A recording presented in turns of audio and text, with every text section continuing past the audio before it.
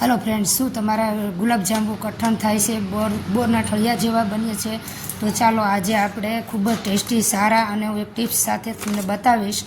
તમે પહેલી વાર બનાવતા છો ને તો પણ તમારા ગુલાબજાંબુ એકદમ પોચા રૂ જેવા અને નરમ છેક સુધી ચાસણી એબ્ઝોર્બ કરે તેવા બનશે। તેના માટે મેં MKRનું પ્રીમિક્સ લઈ લીધું છે ફ્રેન્ડ્સ।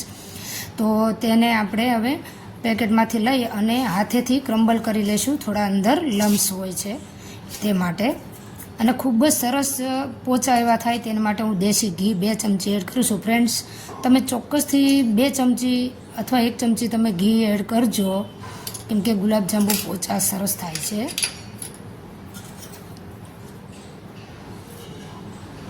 હવે આપણે જરૂર મુજબ આપણે દૂધ એડ કરતા જઈશું। દૂધ મેં રૂમ ટેમ્પરેચરવાળું લીધું છે, નથી ઠંડુ કે નથી બહુ ગરમ। હવે આંગળીઓ વડેથી જ આપણે લોટને મસળી લઈશું। લોટને બહુ આપણે દબાઈને બાંધવાનું નથી, મસળી બાંધવાનો નથી લોટને આપણે। હજી પણ આપણે થોડા દૂધની જરૂર પડશે। હું ફરીથી થોડું દૂધ એડ કરતી જઈશ અને આપણા ગુલાબજાંબુના ડોને મસળી લઈશું। તો જો આવો સ્ટીકી એવો ડો, ભલે અત્યારે ઢીલો લાગે પણ આવો ડો પરફેક્ટ છે આપણો, જો તમે જોઈ શકો છો। હવે આપણે એને એક બાઉલ ઢાંકી અને 10 મિનિટ રેસ્ટ આપી દઈશું। ત્યાં સુધીમાં આપણે ચાસણીની તૈયારી કરી લઈશું। તો ચાસણી ખૂબ જ સરસ બને તે માટે આપણે 2 કપ ખાંડ લઈ લઈશું।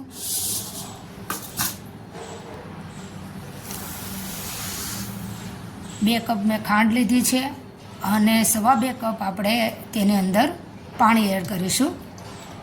ચાસણીનું એક ખાસ ધ્યાન રાખવાનું કે આપણે ચાસણી તારવાળી નથી બનાવવાની। તો હું આ બીજો કપ પણ લઈ રહી છું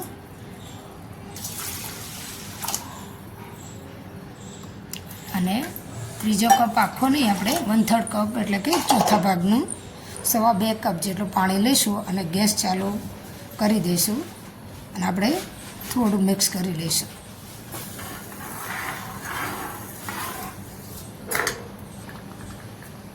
તો ફ્રેન્ડ્સ, તેમાં હું 3 એલચી તોડીને જ એડ કરી દઉં છું અને ચપટી કેસર એડ કરું છું, જે ચાસણીનો કલર ખૂબ જ સરસ આવે તે માટે।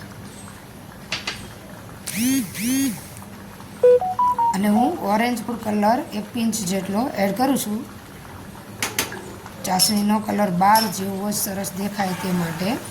હવે આપણે બધું જ મિક્સ કરી લઈશું। જો આવી રીતે ફૂડ કલર આવે છે, તમારી પાસે અવેલેબલ હોય તો તમે એડ કરજો, અને તો સ્કીપ કરી શકો છો। હવે આ તરફ આપણો લોટ સેટ થઈ ગયો છે, તો હવે આ બંને આપણા હાથ ઘીવાળા કરી લઈશું અને ડોમાંથી આપણે ગુલાબજાંબુના બોલ્સ વાળવા માટે થોડું એવું પોષણ લઈ અને આવી રીતે સ્મૂથ ગોળી વાળવાની। બહુ વજન દહીં કે એકદમ ભી દહીંને આપણે ગોળી નથી વાળવાની। તો જો આવો સ્મૂથ એવી આપણે બધા બોલ્સ ગુલાબજાંબુના વાળી લઈશું। સરસ કે તિરાડ ના રહે એનું ખાસ ધ્યાન રહે। આપણા બોલ્સ વળાઈને સરસ રેડી થઈ ગયા છે। તો આ બાજુ આપણે ચાસણી પણ ચેક કરી લઈશું।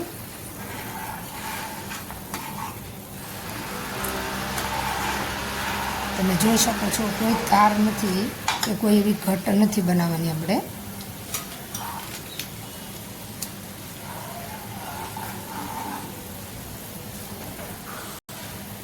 આપણે આંગળીથી લઈએ તો આમ થોડી એવી ચીપચીપી લાગે એવી ચાસણી આપણે લેવાની છે। જુઓ, તમે જોઈ શકો છો, 2 થી 3 વાર તમને બતાવું છું। ખાલી આપણે આમ આંગળી કેમ તેલવાળી કરીને ચીકણી લાગે એટલી તે તાર કોઈ નથી કરવાનો।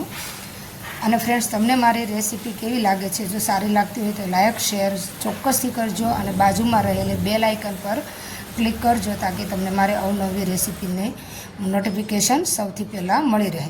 તો હવે આપણે બીજું નોનસ્ટિક પેન લઈશું, તેમાં હું 1/2 કપ દેશી ઘી એડ કરી રહી છું। તમે અહીંયા તેલ પણ લઈ શકો છો, પણ સિંગ તેલ ના લો તો વધારે સારું। સનફ્લાવર યા કપાસિયા તેલ હોય એ લો એટલે સ્મેલ ના આવે। મને ઘીમાં વધારે ગમે છે. તો હવે આપણું જો ઘી ગરમ થઈ ગયું છે તો ગોળીઓ આપણે એડ કરતાં આમ બબલ્સ થવા માંડે ને એટલું જ લાવવાનું છે, ઘી આવવા દેવાનું છે, બહુ ગરમ નથી થવા દેવાનું. અને ધીમે ધીમે આપણે એડ કરતા જઈશું. અને આપણા જે બોલ્સ છે એને નહીં હલાવવાના. જો હું ઘી હલાવી રહી છું ચમચી વડેથી. અને આપણે ઘીમાં ફ્રાય કરશું ને ત્યારે પણ ગુલાબજાંબુ આપણા મોટા થઈ જશે ફૂલીને.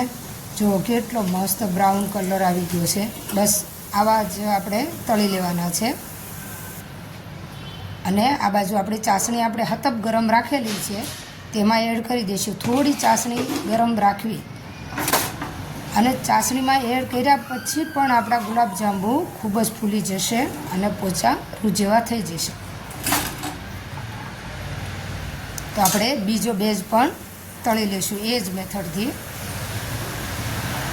તમે જોઈ શકો છો કે ચાસણી ઘીમાં એડ કરીએ છીએ તો પણ કેટલા ડબલ ફૂલીને થઈ ગયા છે.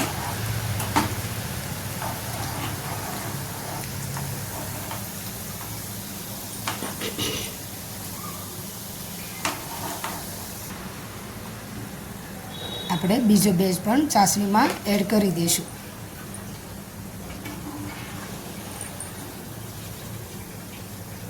ચાસણીનો કલર પણ ખૂબ જ સરસ આવ્યો છે.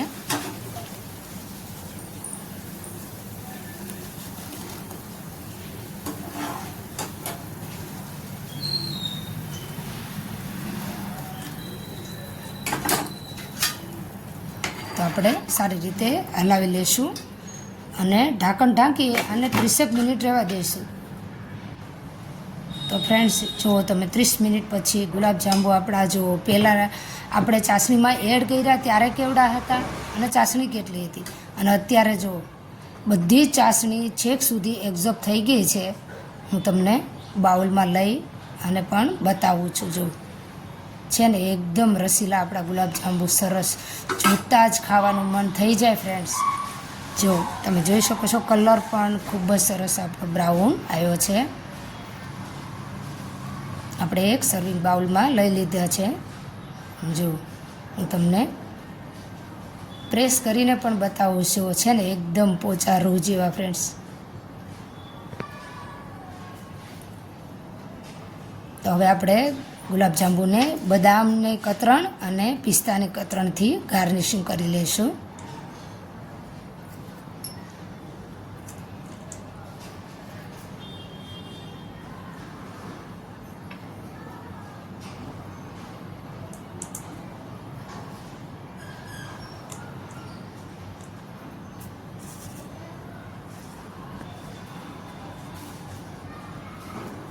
હું તમને એક ગુલાબજાંબુ લઈ અને કટ કરી પણ બતાવું છું. આપણે પ્લેટમાં લઈ લઈશું. જો ચમચીની મદદથી હું કટ કરી રહી છું. તમે જોઈ શકો છો ને ફ્રેન્ડ, જો એકદમ સ્મૂધી આપણો ગુલાબજાંબુ કટ થઈ અને છેક સુધી ચાસણી રસીલા રસીલા ગુલાબજાંબુ બનીને રેડી થઈ ગયા છે. જો છે ને આ રીતે મારી મેથડથી ગુલાબજાંબુ બનાવશો ને તો પરફેક્ટ તમારા ગુલાબજાંબુ પહેલી જ વાર બનીને રેડી થઈ જશે ફ્રેન્ડ્સ. તો લાઈક શેર ચોક્કસથી કરજો. બાય ફ્રેન્ડ્સ, નેક્સ્ટ રેસીપીમાં ફરીથી મળીશું.